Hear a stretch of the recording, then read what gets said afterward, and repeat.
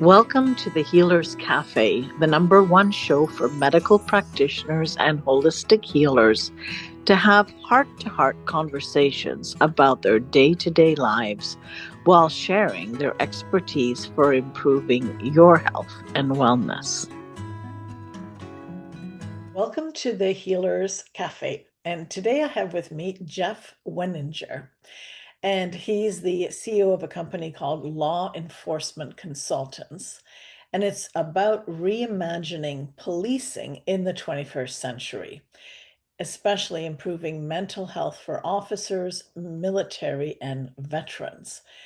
So, well, welcome. And I think this is a very important subject, well, always, but nowadays especially. So, well, why don't we start a little bit? What is the reimagining policing with this in mind?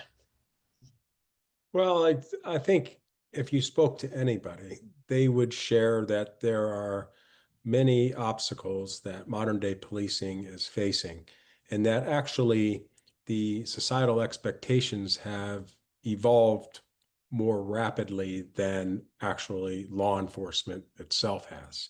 And there needs to be some progress in how law enforcement views its role and carries out its role in policing the diverse communities in this country.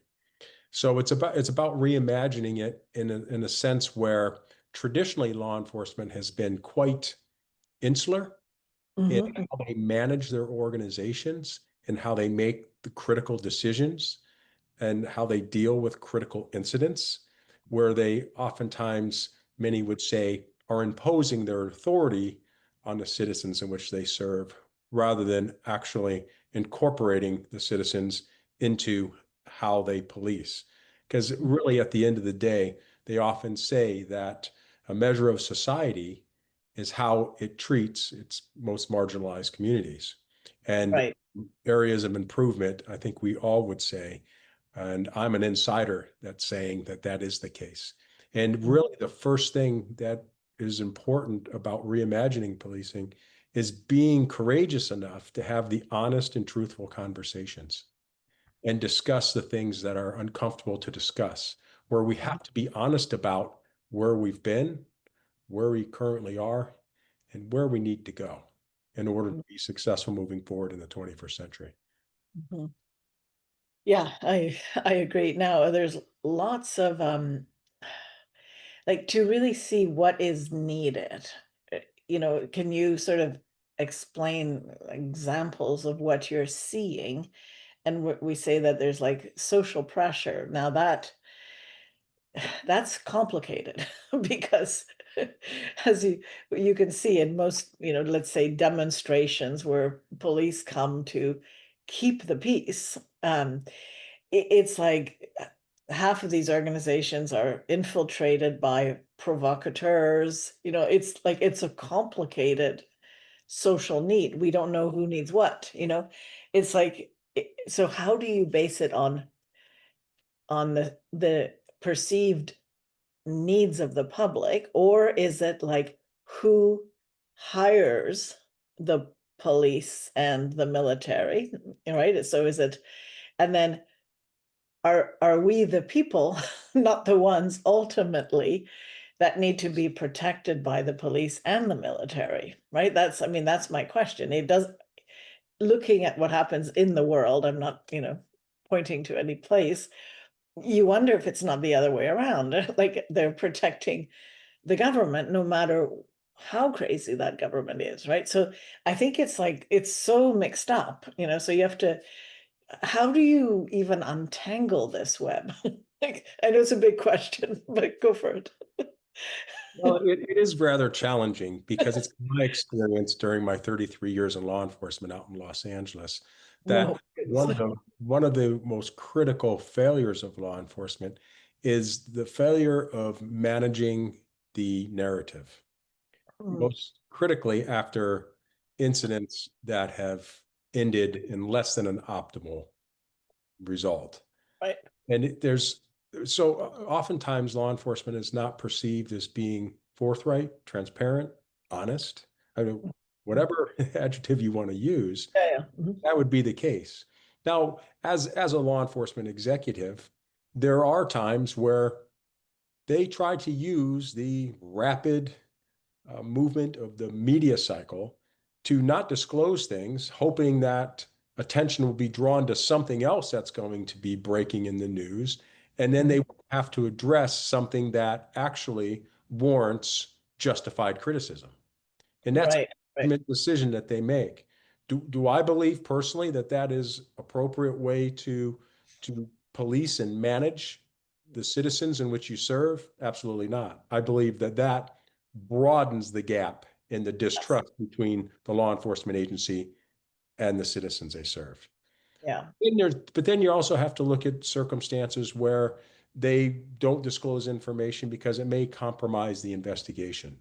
The, Sure. the investigation, completely legitimate.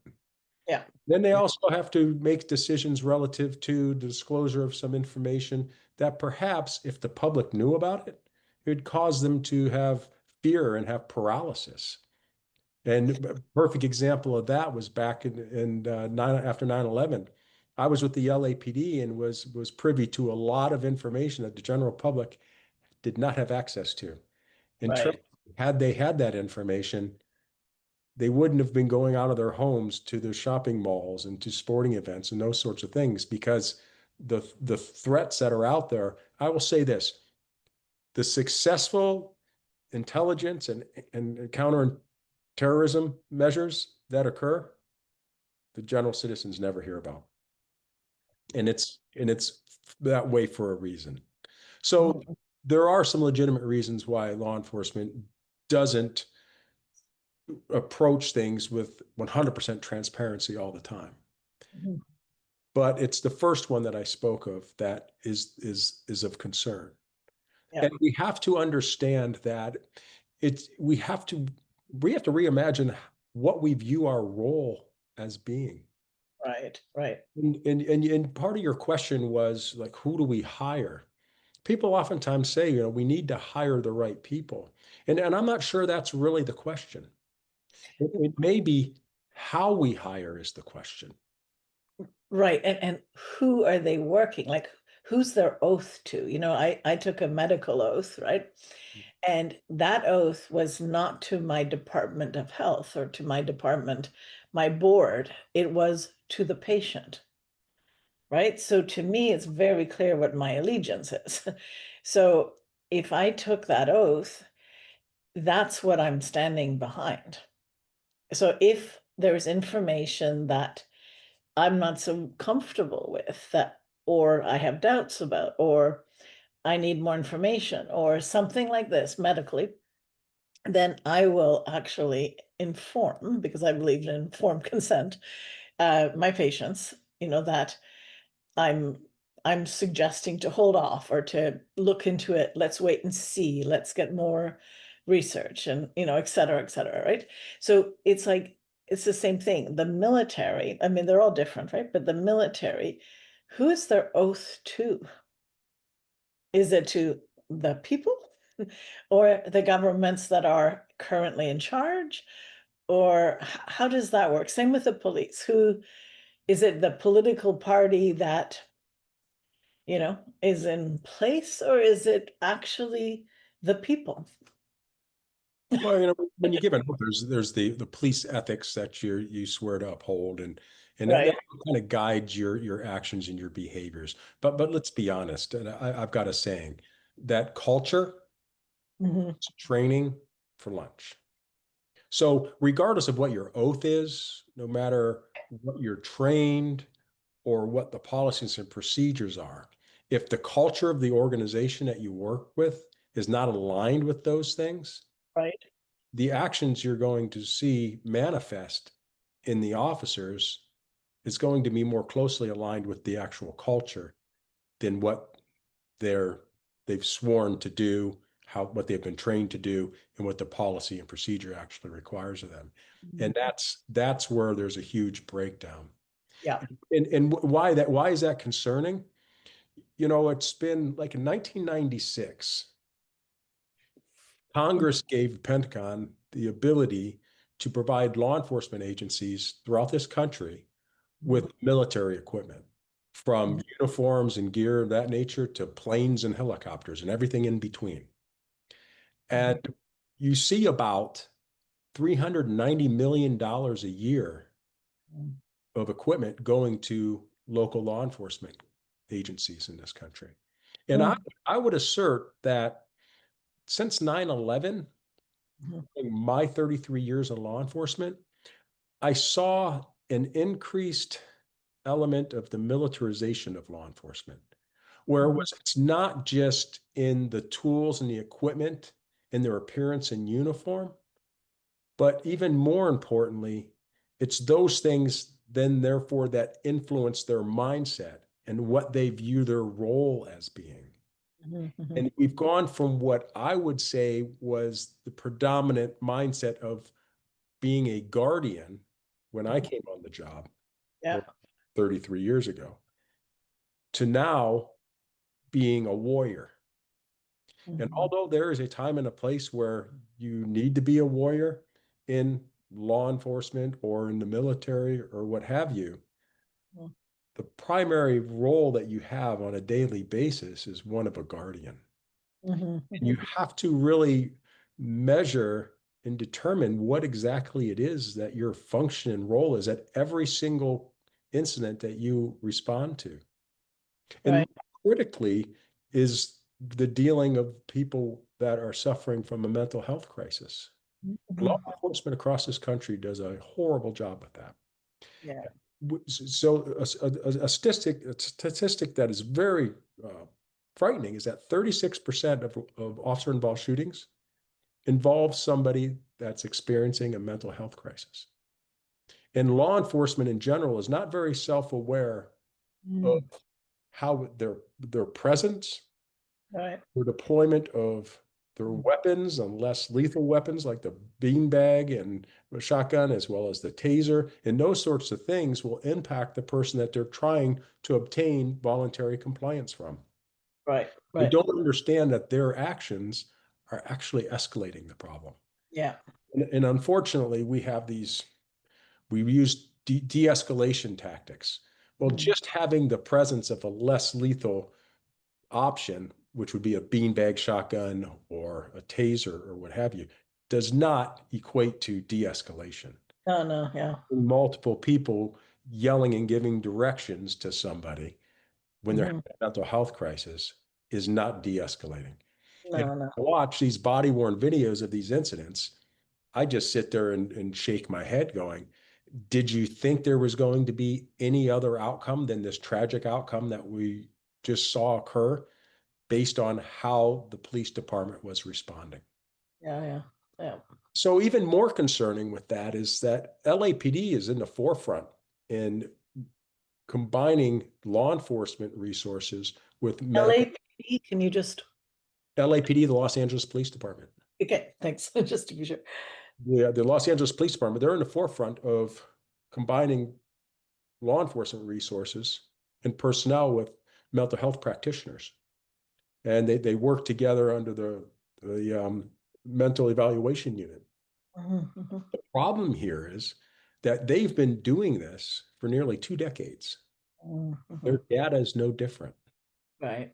Okay. There's still about 1/3 of their officer-involved shootings involve somebody suffering from mental health crisis. Now that's a lot because we're talking about 1,050 people on the average a year are shot and killed by police in this country. So 36% of that's approximately 380. And now I'm not here to tell you that police officers need to be pacifists. There are unfortunately times when they're required and it's necessary that they use lethal force. So I'm not saying that all of these shootings can be avoided, but the data that I just gave you is the data of fatal shootings.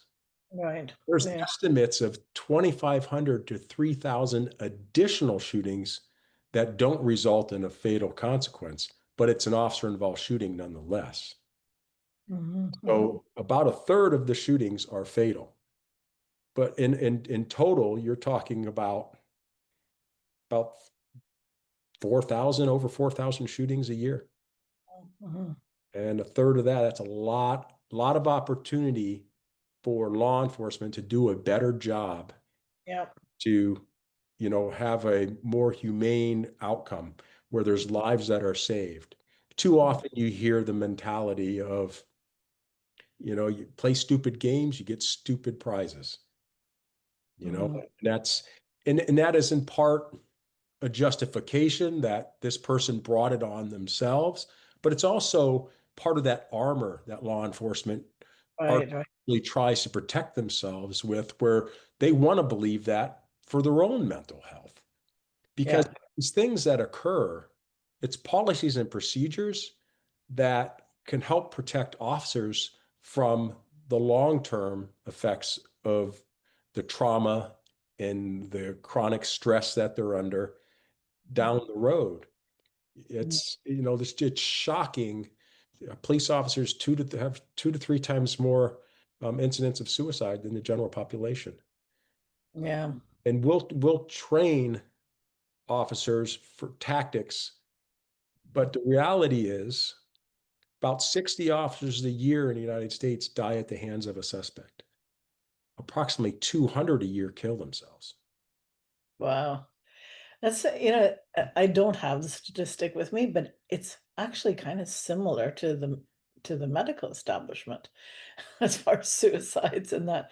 I wonder if it isn't a parallel but different similarity in that there's the white coat syndrome, which puts you in this kind of weird situation where it's different, right? I'm not trying to say it's at all the same, but there is something going on where it's like the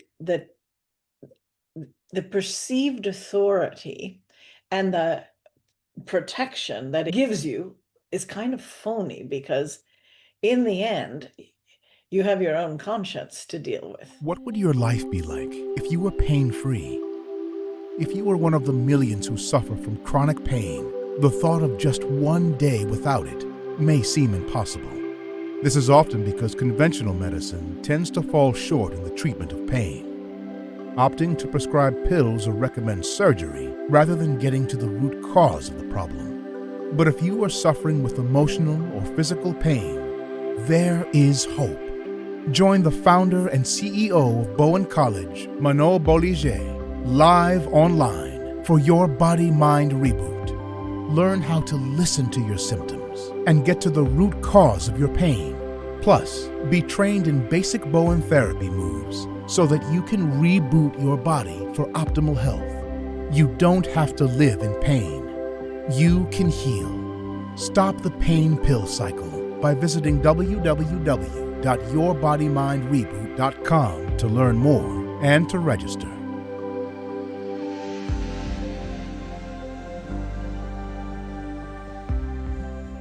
Right? So even if you can do the job and you're sort of protected, it's really a false armor.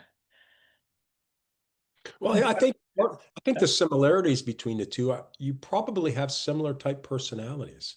If you get into the medical field, if you Yeah, get into law enforcement, I yeah, would hope that one of your motivating driving forces for making that choice is your desire to help people. right, of course. And Yeah, when over and over and over again, you're confronted with these circumstances and you realize there's nothing you can do. yeah, You yeah. can't make a difference. That due to your personality makeup, you Mhm. then harbor Yeah, that type of reality, which then can manifest itself as in PTSD or depression, where you yeah. become irritable, you have sleeping issues, you begin to have substance abuse issues, which then lead. Which they do, right? It's very similar. Yeah. So I've seen it. Unfortunately, in my career, I would say there's about 4 people that I worked closely with that made that decision to kill themselves. Wow. And it's unfortunate. Um, but by and large, it's I would state that it's primarily the stigma associated with somebody stepping forward saying that I'm having a problem. and we're not there yet. Like Right. with the city of Los Angeles, we have the behavioral science services, Mhm. and you can go see them, and they will help treat you, but they'll tell you, don't tell your commanding officer that you were here. Right.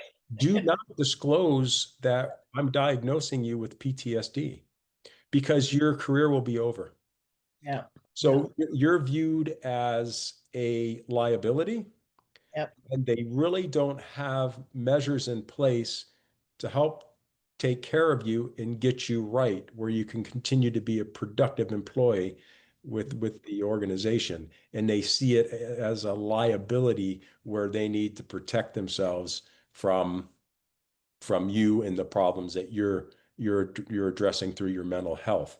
And I've seen it. I had a friend of mine that was forthright and went and got the help he needed. And the next thing he had, everything was made worse because they took his gun from him. And now everybody knows he's in the rubber gun squad. And the humiliation of that and the stigma associated with that and the hurdles that he had to go over in order to be allowed to have his service weapon reissued to him. And it's that in itself is almost more devastating than the problem you went to go get help with. Yeah. So, we really need to figure that out. And Yeah. it's part of the culture. We right now, the culture is go sit at the bar, yuck it up, have a few drinks. That's how we solve everything. And that's not a resolution whatsoever. You're walking down a path of a lot of bad habits that are going to magnify whatever problems you may have. Because the reality is this: nobody was designed to see what law enforcement officers, especially in large law enforcement agencies, see on a regular basis. Mhm. And it's not long before your cup is full. Yeah. I imagine. Yeah. Wow. So you have a book coming out on thin ice. What do you have some recommendations that you could share with us from maybe Well, your book or yeah, I'll share with you what my book is about, because I had to share my personal background because it's really unique. And you have to understand my personal background so you'll understand how I perceived my law enforcement career and why I have the recommendations that I have. So okay. I was born to a teenage mother, and I was put up for adoption. And my parents were married for 12 years trying to have children, and they were not having any luck. They wanted 4 kids, each 1 year apart. So they said, let's try adoption. Lo and behold, as life often has it, my mother became pregnant with my sister, but they also decided to go ahead and follow through with adoption, and they adopted me. Then they adopted my brother. He's Japanese. And then I had a foster sister who's Black. And I grew up in Ohio in the Midwest in the 60s and 70s. Mm. Very unique experience compared to my peers in law enforcement that I worked with down the road. So it was those experiences that provided the lens in which I looked at my law enforcement career, especially when I was policing these diverse communities in the Black and brown communities that are marginalized in Los Angeles. And I had some insight into that. Uh, then I talk about my professional experiences and Mhm. what occurred during my career that helped foster my development and my decisions and my judgments, and how it incorporated how I view things and what I felt was the priority for law enforcement. And I talk about my practical insights, then ultimately my actionable solutions, and what I believe needs to be done for law enforcement to be successful moving forward. Now, there's no secret why I called it on thin ice. Law enforcement is on thin ice in my estimation. And I bleed blue. I love law enforcement. And the books, the point of the book is to enlighten the reader, to make the reader feel empowered and ultimately hopeful for the future of law enforcement. But to have the courage to have these challenging conversations. And the book is purpose is to create some dialogue where it's never about being right, it's about getting it right. And that requires that we have diverse opinions at the table when we're making decisions about how to proceed on any critical issue. And unfortunately, law enforcement has become so insular that they need to open up their minds to bringing in civilian command staff personnel who have better training and expertise in various areas. And I'll give you an example of what I'm talking about. I worked for Chief William Bratton with the LAPD. He was, prior to coming to the LAPD, he was the commissioner of the New York Police Department, NYPD. And he came to us, and he's a rock star. He's a chief of police rock star.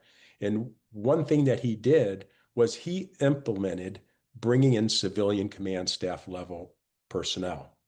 So during that time, we were under a federal consent decree, and he brought in Attorney Jerry Chaliff to be the commanding officer of the Consent Decree Bureau. Mm-hmm. He brought in Luann Pannell, who worked at Behavioral Science Services as a psychologist, brought her in to work training and to create training for the academy, as well as in-service training for the LAPD. Not someone from inside the organization, but a civilian. Right. He brought in Mary Grady, who had decades of experience working in the media in Los Angeles.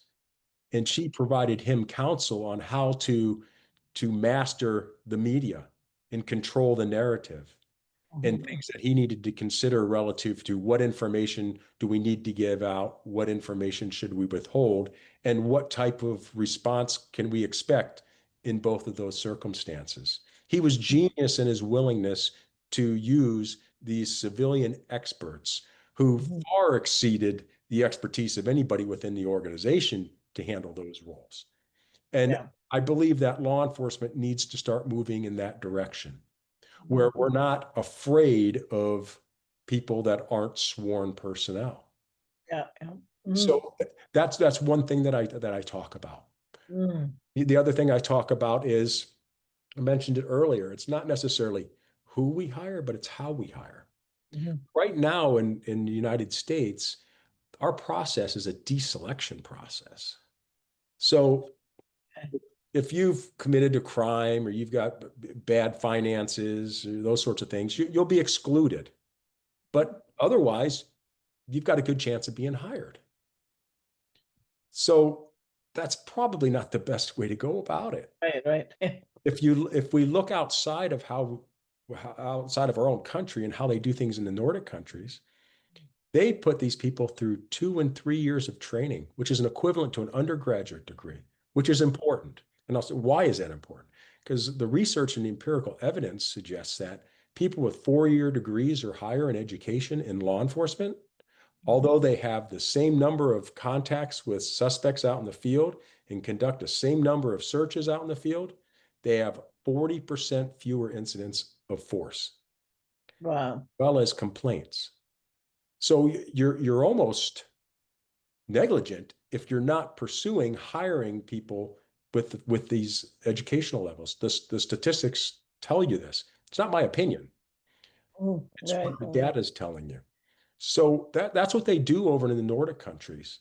And it's something that we should look at here. Unfortunately, we're seeing law enforcement agencies, because of this desire to hire so many people, that they're even dropping whatever educational mandate they have.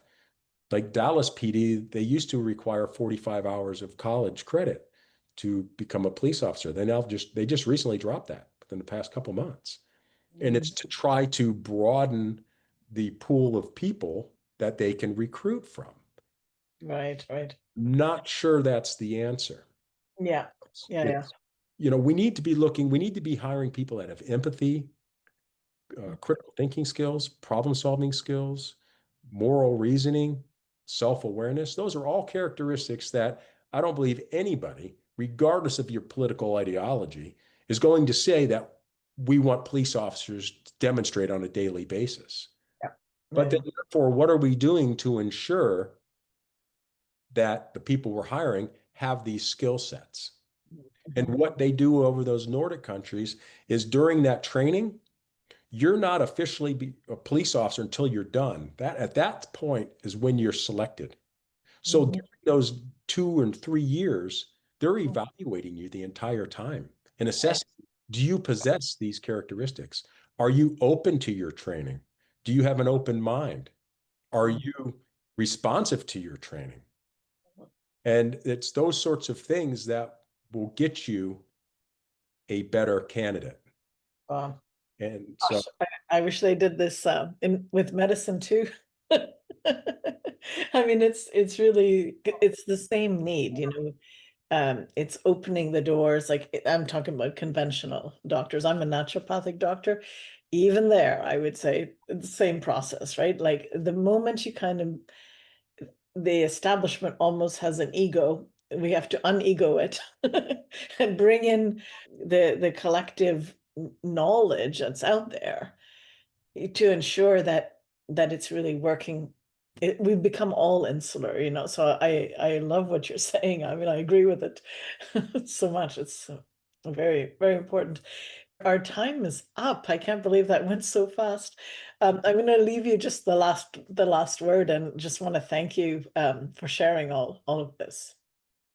oh, thank you very much. I appreciate you having me. It's a very it's very critical topics, and it's not something that law enforcement should be left to figure out on its own. It's a societal issue, and whether you're a suburban housewife or you're a legislator or somebody actively involved in law enforcement, we equally have a responsibility to navigate this path forward to ensure that we are maximizing our ability to be the most professional institution of law enforcement in providing the service to our diverse communities in this country. Well, that was a very inspiring discussion with Jeff Wenninger, and food for thought. This is more towards the medical establishments, whether it's allopathic medicine, naturopathic medicine, and any alternatives that have boards. You know, um, it's about change. How do we work with our governing boards so that we don't lose the heart and the soul that actually got us into the profession in the first place? And I think these are questions that we really need to be asking on a large basis. What are those boards for? Is it the protection of the public as they so claim? And what happens then to the you know, to the professionals themselves if they see that their boards may have acted and their associations may have acted against the best interest of the practitioners? And in discussing further on the police side of things, you know, often the biggest disappointment is of all the traumas, because obviously they see a lot of deaths, they see a lot of abuse, they see all kinds of things, and we get triggered differently by different traumas. But it's also being rejected by your own board because you wanted to do something that was slightly more humane or slightly more individualized, or that you didn't fall into you know, the belief systems that, you know, that were forced upon you outside of your oath, which you took, for example, right? So anyway, very interesting questions. You know, as we are reinventing our future and deciding how we want to go and what we need to change and what we need to redo. Um, I think this is very inspiring, and I look forward personally to reading this book. So when this comes out, you'll be able to get the book as well. Thank you for joining us at the Healers Café. If you haven't already done so, please like, comment, and subscribe with notifications on, as I post a new podcast every Wednesday with tons of useful information and tips for natural healing that you won't want to miss.